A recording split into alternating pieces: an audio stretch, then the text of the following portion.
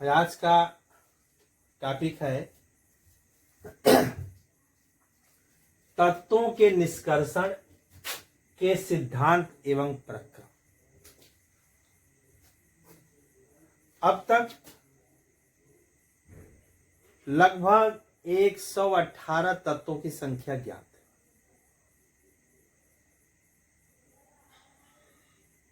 ये तत्व बहुत कुछ गुणों में समानता के बाद कुछ भिन्नता भी रखते हैं,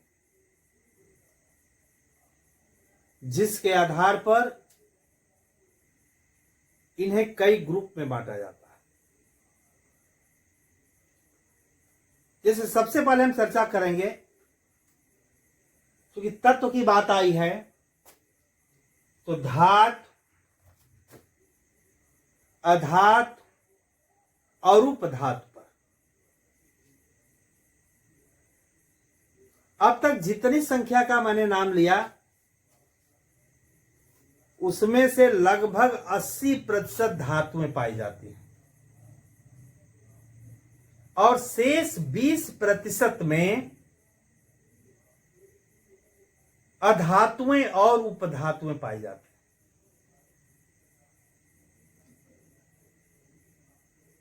अब रही बात कि हम धातु किसे कहेंगे, अधातु किसे कहेंगे और उपधातु किसे कहेंगे। देखिए, किसी भी वस्तु की परिभाषा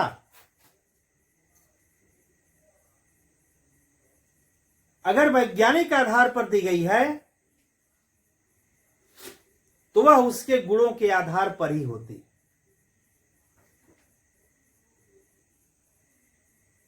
क्योंकि साहित्य की दशा विज्ञान में नहीं चलती। जैसे साहित्य में एक मुहावरा सुने होंगे, आंख के अंधे नाम नयन सुख। अब बताइए, आंख के अंधे हैं, नाम नयन सुख है। ठीक नाम के विपरीत कार्य। लेकिन यहां विज्ञान में ऐसा नहीं होता। विज्ञान में जैसा नाम वैसा कार्य, और यही कारण है कि उनके गुण के आधार पर उनकी परिभाषा बनती है। इसका मतलब कि अब हमें धातु, अधातु और उपधातु के गुणों को जानना होगा।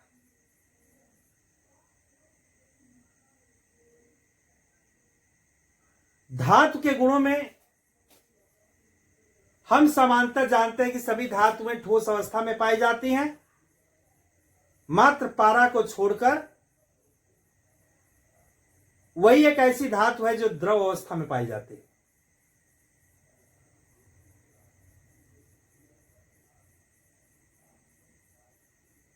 धातुएं चमकती हैं, धातुएं ऊष्मा और विद्युत की सुचालक होती हैं, धातुएं घातवर्धनी होती हैं। वे तत्व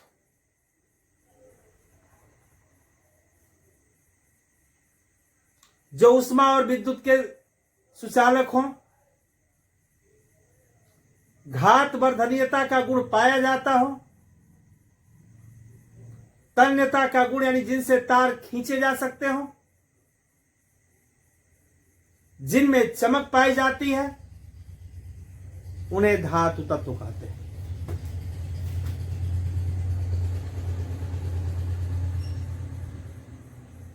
और वे तत्व जो इन गुणों से विपरीत होते हैं, अर्थात चमकहीन होते हैं,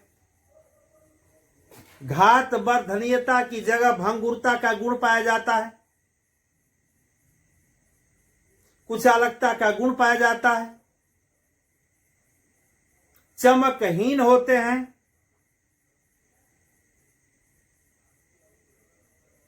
इन्हें हम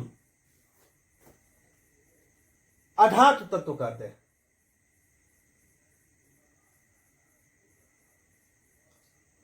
लेकिन अभिक्रियाओं में भाग लेने के आधार पर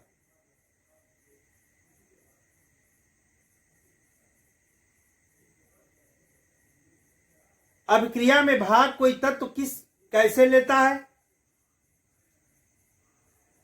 या तो वह इलेक्ट्रॉनों को त्याग कर लेता है या तो इलेक्ट्रॉनों को ग्रहण करके लेता है। अगर इलेक्ट्रॉनों को त्यागने की क्षमता वाला तत्व है तो उसे धातु तत्व कहेंगे। अगर इलेक्ट्रॉनों को ग्रहण करने की क्षमता वाला तत्व है तो उसे अधातु तत्व कहेंगे। धातुओं में lithium, sodium, magnesium, aluminium, potassium, calcium आदि धातु हैं। अधातुओं में कार्बन, ऑक्सीजन, नाइट्रोजन, हैलोजेंस, यह सब तत्व आध्यात्मिक श्रेणी में आते हैं। लेकिन कुछ तत्व ऐसे होते हैं जो मौके की तलाश के अनुसार काम करते हैं। कभी धातु के समान व्यवहार करते हैं, कभी अधातु के समान व्यवहार करते हैं। तो ऐसे तत्वों को उपधातु कहा जाता है। उदाहरण के लिए आर्सेनिक, एंटीमनी आदि।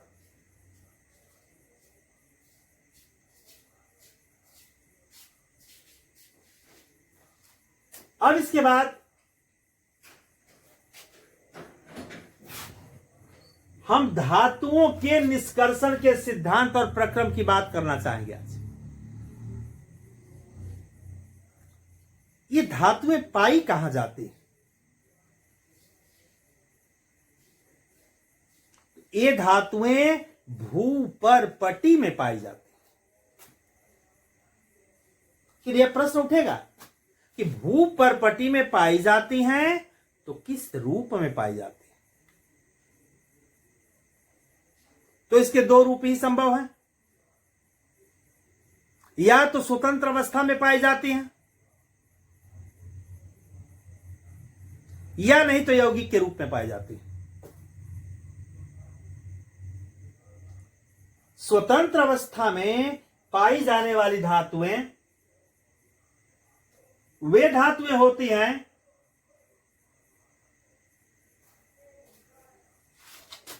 जिनकी क्रियाशीलता बहुत कम होती है।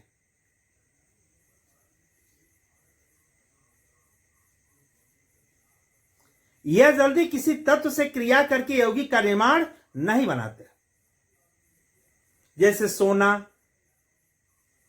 चांदी, प्लेटिनम आदि धातु।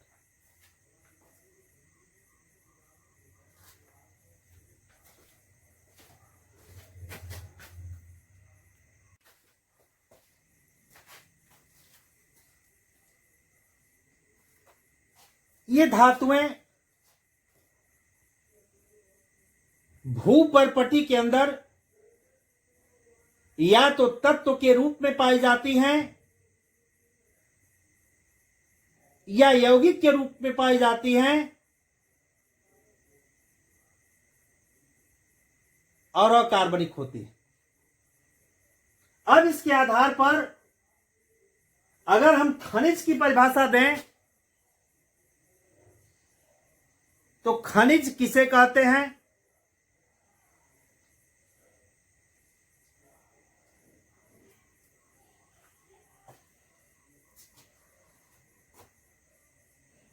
भूपर्पटी में पाए जाने वाले अकार्बनिक तत्व एवं यौगिकों को अयस्क खनिज कहते हैं। एक बार खनिज की परिभाषा फिर सुने। भूपर्पटी में पाए जाने वाले अकार्बनिक तत्व और यौगिकों को खनिज कहते हैं। इन्हीं खनिजों के द्वारा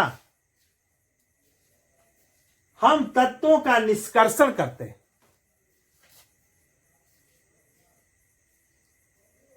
तत्वों के निष्कर्षण की इस प्रक्रिया को या धातुओं के निष्कर्षण की इस प्रक्रिया को धातु कर्म कहते हैं।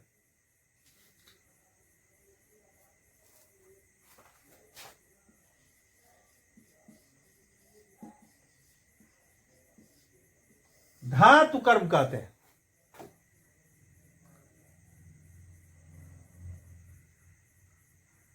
यह जो खनिज पाए जाते हैं,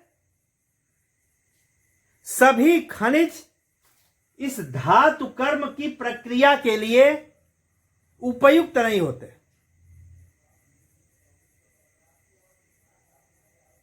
बल्कि उसमें कुछ ऐसे खनिज होते हैं जिनके द्वारा धातुएं सरलता पूर्वक कम लागत में प्राप्त की जाती हैं, उन्हें अयस्क कहते हैं। अंग्रेजी में उन्हें ओर कहते हैं, ORE। फिर से एक बार अयस्क की परिभाषा सुने। वे खनिज जिनके द्वारा धातुओं की प्राप्ति या धातुओं का निष्कर्षण सरलता पूर्वक कम लागत में होता है, उन्हें अयस्क कहते हैं। अब जब परिभाषा ये अयस्क की मिली तो मन में एक विचार आएगा कि इसका मतलब कि सभी खनिजों से धातु तत्व नहीं प्राप्त किए जा सकते, कुछ खनिजों से, और वही अयस्क कहे जाएंगे।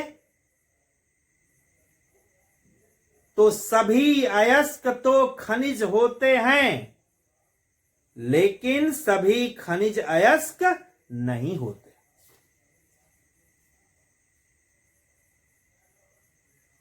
यह जो अयस्क हैं भिन्न भिन्न यौगिकों के रूप में पाए जाते हैं। या तो ऑक्साइड के रूप में, सल्फाइड के रूप में, कार्बोनेट के रूप में, सल्फेट के रूप में और हैलाइड के रूप में। जैसे उदाहरण के लिए कुछ अयस्क दिए गए हैं, उन पर मैं चर्चा कर रहा हूं। देखिए, दो अयस्क यहां देख रहे हैं, Fe2O3 और Fe3O4। यह ऑक्साइड के रूप में है, लोहे के अयस्क हैं और ऑक्साइड के रूप में हैं। इसमें Fe2O3 हेमेटाइट कहलाता है और Fe3O4 मैग्नेटाइट कहलाता है। अब आगे चलें। सल्फाइड के रूप में इसे कॉपर पाइराइट, यह तांबे का अयस्क है, कॉपर का अयस्क है जो सल्फाइड के रूप में पाया जाता है। यह है जस्ते का अयस्क, जिसको कहते हैं कैलेमाइन। और यह कार्बोनेट के रूप में है। यह लोहे का अयस्क FeCO3 जिसको कहते हैं सीडेराइट, और एक कार्बोनेट के रूप में। यहां पर एक अयस्क का सूत्र लिखा हुआ है,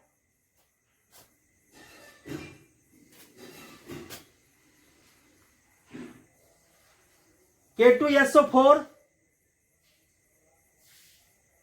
Al2SO4 thrice 4AlOH thrice।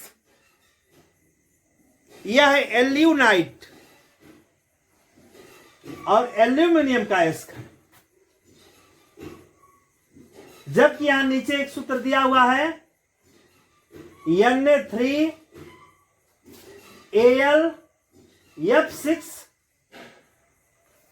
यह एल्युमिनियम का अयस्क है, हैलाइड के रूप में पाया जाता है। हैलोजन समूह के तत्व जब संयुक्त होंगे तो उस समय हैलाइड समूह कहा जाएगा। सल्फेट मूलक संयुक्त होगा, सल्फेट के रूप में अयस्क कहा जाएगा। कार्बोनेट जुटा होगा तो कार्बोनेट के रूप में कहा जाएगा। ऑक्सीजन जुटने से ऑक्साइड और सल्फर के संयुक्त होने से सल्फाइड कहा जाएगा। यह सभी प्रकार के अयस्क इसके अंदर दिए हैं। यह हैलाइड ग्रुप का अयस्क है। यह अयस्क हैलाइड के रूप में पाया जाता है, जिसका नाम है क्रायोलाइट, और यह एल्युमिनियम का अयस्क है।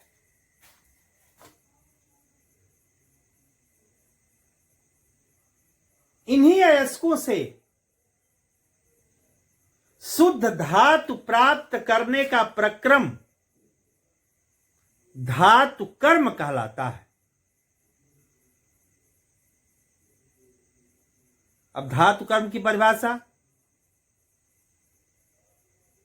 जिसे अंग्रेजी में मेटलर्जी कहते हैं। एक बार फिर सुने, धातु कर्म किसे कहते हैं? अयस्कों से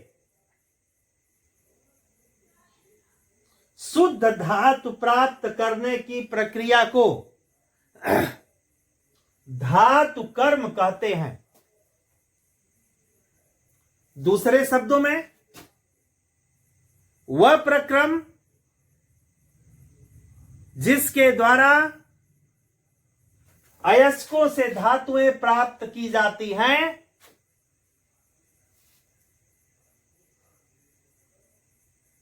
उसे धातु कर्म कहते हैं। धातु कर्म के कई चरण हैं। पहला चरण है अयस्क की पिसाई। अयस्क को चूर्ण बनाना, अयस्क को पीसना। इसमें क्या होता है?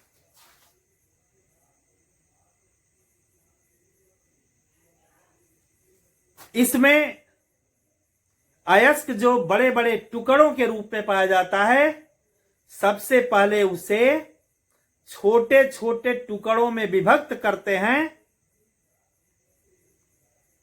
और तब उसे ग्राइंडिंग मशीन में, यानी पीसने वाली मशीन में डालकर उसकी पिसाई करते हैं, उसका चूर्ण बना लेते हैं। इसीलिए उसे चूर्णीकरण कहते हैं या अयस्क की पिसाई कहते हैं। पिसाई के बाद अयस्क का सांद्रण किया जाता है।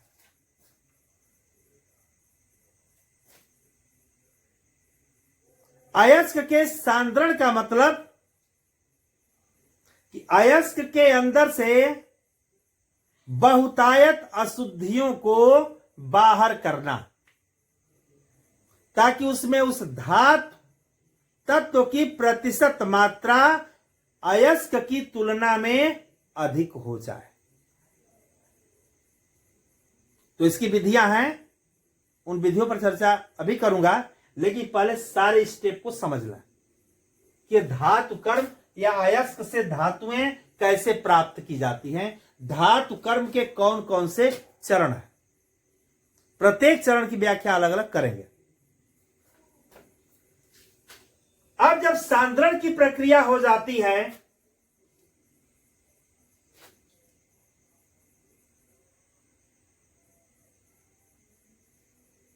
तो सांद्रण के बाद हमें यह रास्ता तय करना पड़ता है, इस रास्ते का चुनाव करना पड़ता है कि वह कौन सी धातु है और उस धातु का निष्कर्षण आगे किस रास्ते से करेंगे।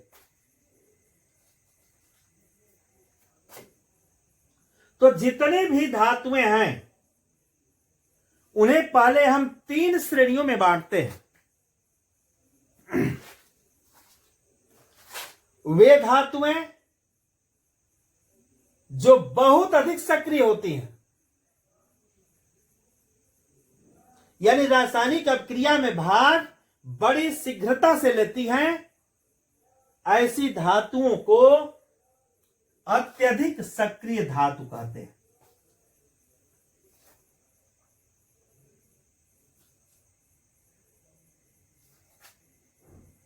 इन धातुओं से धातु प्राप्त करने के लिए सबसे पहले हम उसे पिघलाते हैं, और जब पिघलाते हैं तो वह धातु लवण या वह अयस्क जो सांद्रित है गलित अवस्था में आ जाता है, और गलित अवस्था में आने के बाद जब विद्युत अपघटन की क्रिया कराई जाती है तो निरोध पर शुद्ध धातु जाकर एकत्र हो जाती है। इस प्रकार अत्यधिक सक्रिय धातुओं को बहुत ही छोटे स्टेप में हम प्राप्त कर लेते हैं।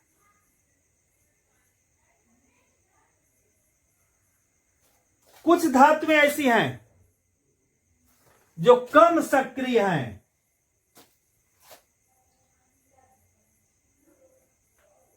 तो ये जो कम सक्रिय धातुएं हैं उनका अयस्क सल्फाइड के रूप में होता है। जैसे यहां देखे होंगे कापर पाइराइट, यह अयस्क सल्फाइड के रूप में होता है, और इससे धातु प्राप्त करने के लिए सबसे पहले भर्जन की क्रिया कराते हैं, और भर्जन के बाद, अब भर्जन क्या है जब वो स्टेप आएगा तो उस पर मैं चर्चा करूंगा। भर्जन के बाद धातु प्राप्त होती है जिसमें कुछ अशुद्धियां होती हैं, और उन अशुद्धियों का शोधन करते हैं, और शोधन के बाद धातु हमें प्राप्त हो जाती है। लेकिन कुछ धातुएं ऐसी भी होती हैं जो न तो अधिक सक्रिय होती है और न ही कम सक्रिय होती हैं, बल्कि दोनों के मध्य में गुण होता है उनका, अर्थात मध्यम सक्रिय धातु होती है। यह जो मध्यम सक्रिय धातु होती हैं यह मुख्य रूप से 2 प्रकार के उनके अयस्क पाए जाते हैं। या तो उनके अयस्क कार्बोनेट के रूप में पाए जाते हैं, या नहीं तो सल्फाइड के रूप में पाए जाते हैं। अगर कार्बोनेट के रूप में पाए जाते हैं तो उनसे धातु प्राप्त करने के लिए एक प्रक्रिया है निस्तापन।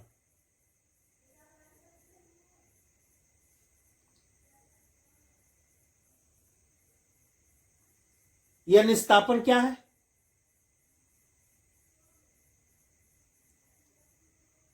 धातु अयस्क को जो कार्बोनेट के रूप में है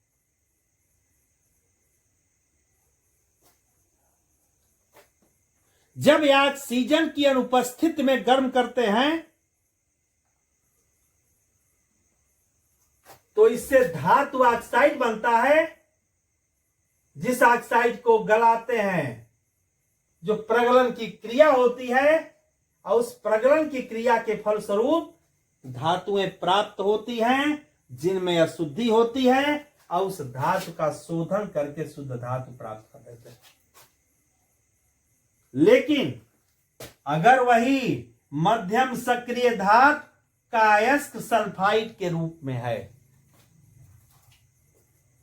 तो उसके लिए भर्जन की क्रिया कराते हैं, और भर्जन की क्रिया के बाद उनका धातु ऑक्साइड प्राप्त होता है, प्रगलन की क्रिया होती है और तब धातु प्राप्त होती है, जिसमें अशुद्धियां होती हैं, जिनके शोधन के बाद शुद्ध धातु प्राप्त कर लेते हैं।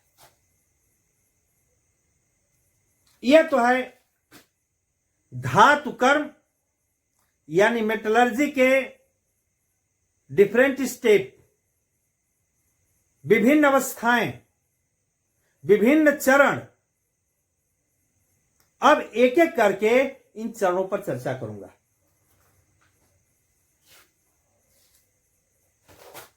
चूर्णीकरण तक बात हो चुकी है। अब हम प्रक्रिया सांद्रण की करेंगे।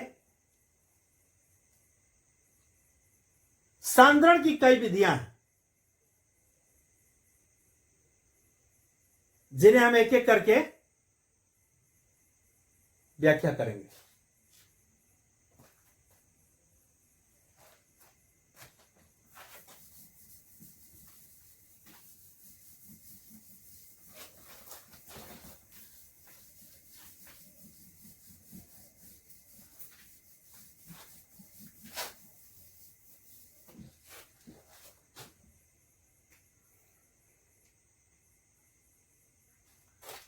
सांद्रण की विधियों में एक विधि है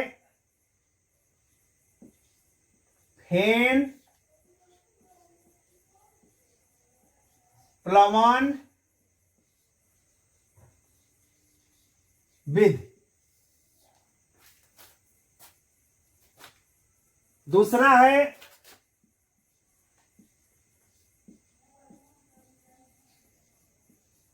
गुरुत्वीय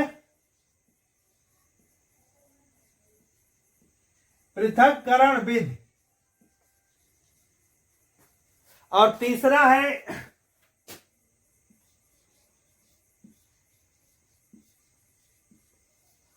चुंबकीय पृथक्करण विधि। सबसे पहले चर्चा करेंगे फेन प्लमन विधि की। इस विधि के द्वारा हम सल्फाइड अयस्क का सांद्रण करते हैं। इसके लिए एक बर्तन लेते हैं, जिस बर्तन में जल भरते हैं।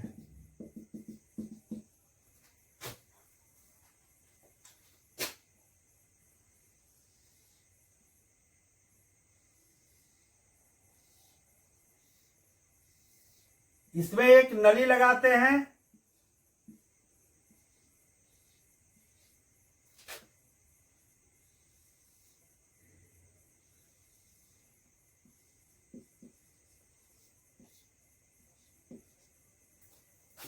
और उसके बाद इस जल के अंदर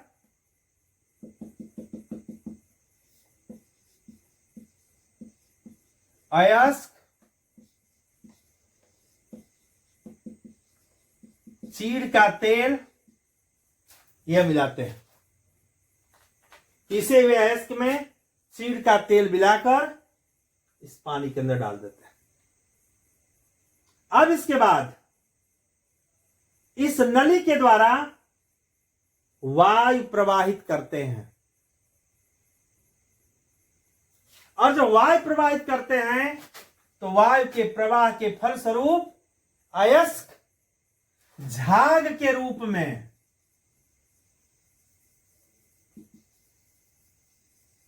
ऊपर आकर तैरने लगता है। इस बर्तन के ठीक बगल में एक दूसरा बर्तन रखते हैं। जब यह झाग अत्यधिक होता है तो यह झाग इस दूसरे बर्तन में आकर एकत्र होने लगता है। यह झाग सांद्रित अयस्क है और इस सांद्रित अयस्क को दूसरे बर्तन में एकत्र करके फिर इसे सुखाते हैं और सुखाने के बाद सांद्रित अयस्क प्राप्त कर लेते हैं। यहां पर जो सांद्रित अयस्क जो झाग के रूप में तैरने लगा, इसी गुण के आधार पर इस प्रक्रम का नाम झाग को फेन भी कहते हैं और तैरने की क्रिया को प्लवन कहते हैं। इसीलिए इसे फेन प्लवन विधि भी कहते हैं। अब इसके बाद अयस्क सांद्रण की दूसरी विधि।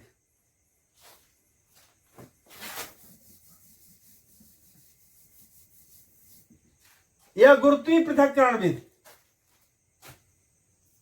इस विधि के द्वारा किस अयस्क के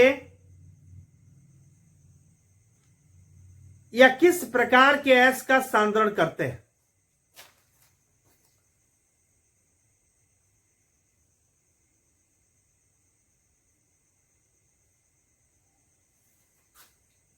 वह अयस्क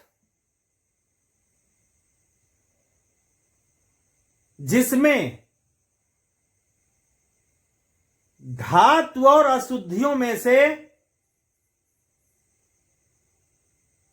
एक अवयव भारी हो और दूसरा अवयव हल्का। मान लिया धातु भारी हो और उसमें उपस्थित अशुद्धियां हल्की हो। इस प्रकार के अयस्क के सांद्रण के लिए सबसे पहले हम एक नत तल लेते हैं।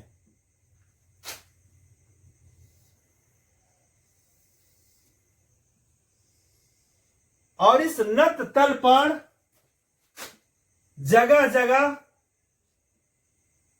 अवरोध बना देते हैं।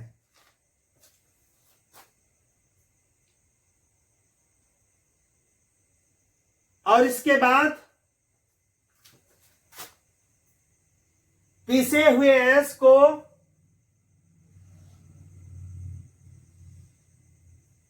एक हापर के द्वारा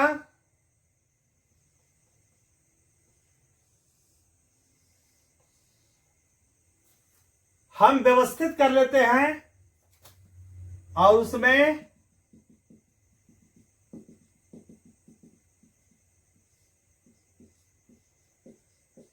पिसा हुआ अयस्क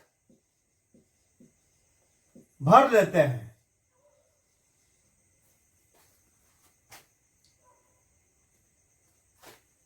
उसी नत समतल से संबंध में या उसी के लगाव में एक हम वाटर पंप लगा देते हैं। और वाटर पंप से जब पानी की धारा निकलती है और ऊपर से जब ही अयस्क गिरता है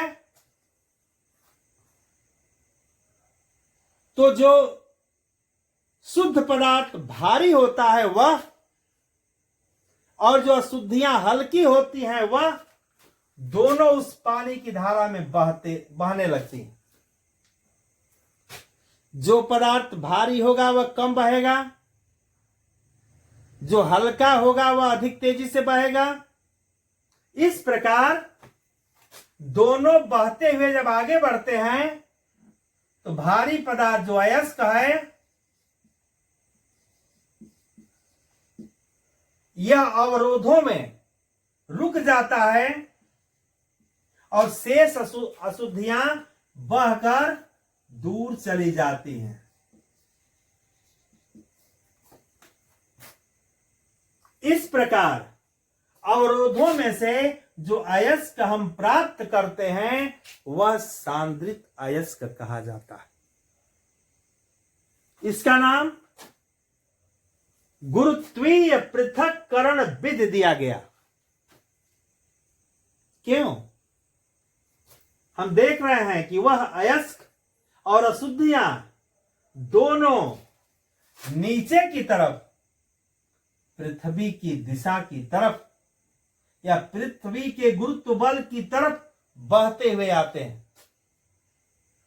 अर्थात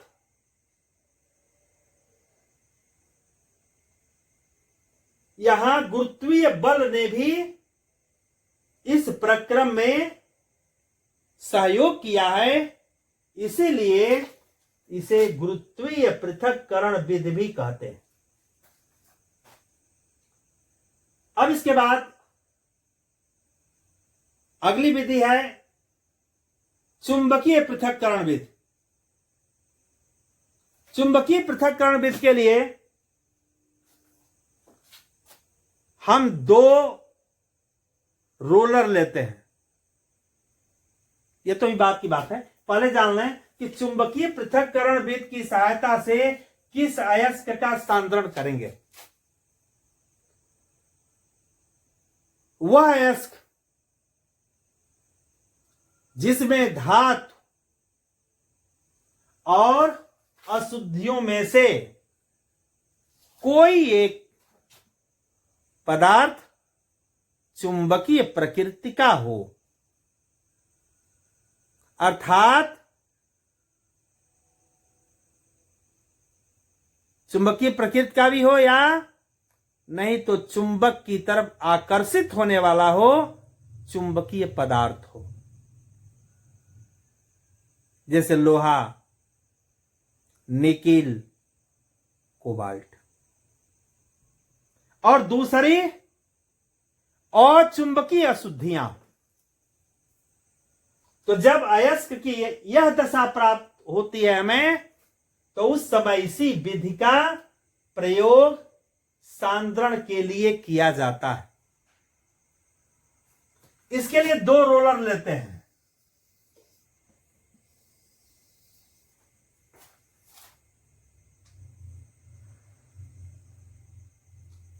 और इसमें से एक रोलर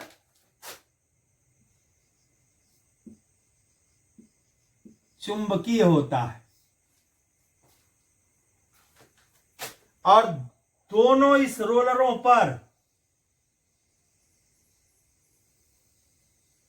यह फीता लगा दिया जाता है।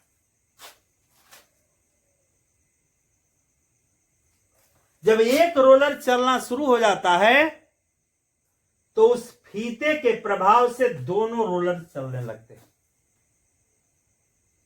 अब यहां भी हापर के द्वारा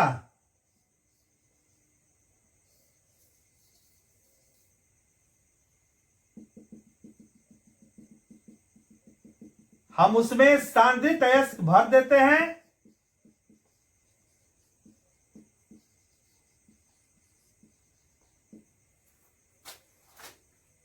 और जब धीरे धीरे इस पीछे अयस्क को इस फीते पर गिराते हैं तो यह फीता और चुंबकीय रोलर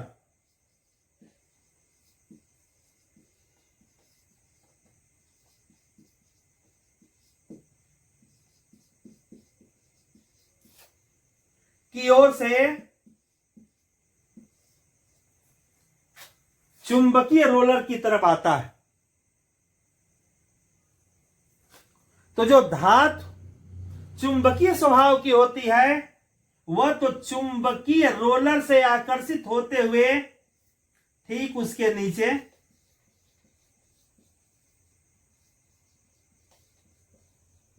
सांद्रित अयस्क एकत्र हो जाता है और अशुद्धियां जो अचुंबकीय होती हैं बड़ी तेजी के साथ दूर जाकर गिर जाती हैं।